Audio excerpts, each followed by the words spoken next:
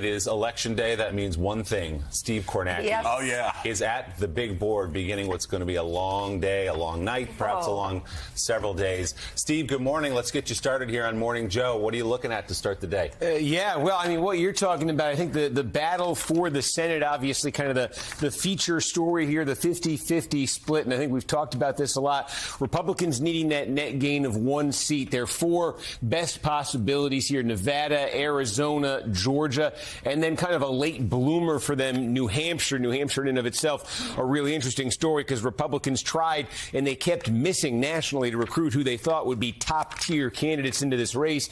Ended up getting Don Bolduc as the nominee through a primary, and most Republicans nationally thought that was it for New Hampshire, wouldn't have any chance there. But in the final sort of stretch of this race, there's all sorts of signs New Hampshire's become a top target for Republicans as well. So again, they're trying to get a net gain of one. Those are their four best possibilities on the board in terms of flipping blue seats. And I think all of it just underscores the central importance to Pennsylvania, to the math of the Senate, because there in Pennsylvania, that is Democrats' best single pickup opportunity. It has been all year. Joe Biden obviously won the state back in 2020. Fetterman, it very close, as you say, coming into today, but for months before the home stretch of this campaign, Fetterman had enjoyed some comfortable leads in the polls there. So you've got the possibility of Democrats, and I think the necessity for Democrats of flipping Pennsylvania. If they do flip Pennsylvania, it means they could absorb a loss in one of those blue states, and they could still end up back at 50-50. And of course, in one of the other possibilities tonight,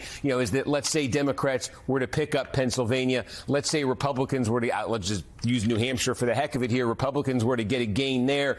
Everything else ends up kind of holding form, staying the same. You've also got the wild card of Georgia. Remember, you have the possibility of a runoff if no one gets to 50% in Georgia, and something like what I just showed you happens tonight. You'd end the night with 50 Republican seats, 49 Democratic seats, and one uncalled race.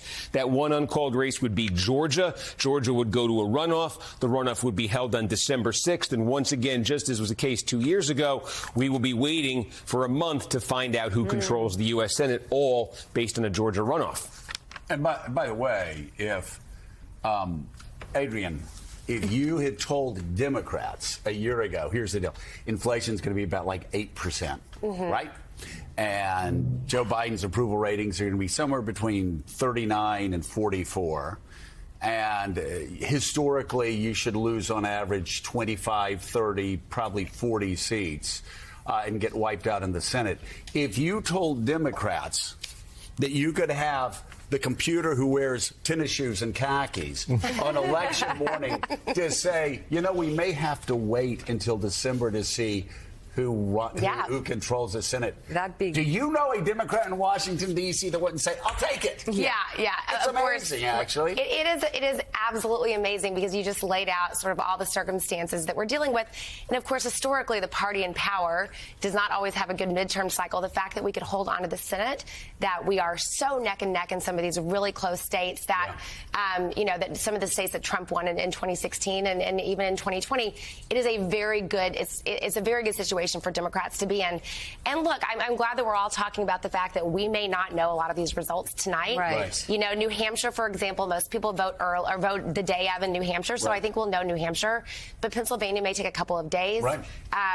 Arizona may take a couple of days. We have to let every single vote count because it's so close. Arizona, because a couple weeks. They count one vote, go out and have a ham sandwich. That's right. Come back, count another Get a vote, manicure. go home and sleep. I've never seen Arizona and Nevada, seriously. I don't know what happens in those offices after election day, but it's always taken forever for them to count votes. And especially when elections are this close, we have to have every single vote in to know where things stand. And sometimes it takes absentee ballots a while to come in. As Jim mentioned earlier, a lot of the states, it's going to look good for the Republicans early on because a lot of them vote on Election Day. Right. But early vote and absentees tend to be counted when the polls close. Right. So over the course of the night into tomorrow, we will see, I think, the Democrats pick up more steam as those votes come in. And by the way, the Republicans, their efforts to steal the election in 2020 was very calculated. You remember we had Steve Bannon saying, we're just going to declare victory at 10 or 11 o'clock at night? Well, in the months preceding that statement, there were people that were asking Republican legislatures in Michigan, in Wisconsin, and in Pennsylvania to count their votes the way Ron DeSantis' Florida counts their votes. When you get the early votes, count them. That way, polls open at 7 or 8. All of those are tallied up just like that. And you know by 10 o'clock, you know who won the election, right? So when you hear Republicans at 10 o'clock or 11 o'clock going, all right, let's count. Let's just stop counting the votes. I won. When you hear that, understand this is all very calculated. They're doing this for a reason because they understand Republicans do well day of, and it's the early votes, right? It's the early votes where the Democrats catch up. But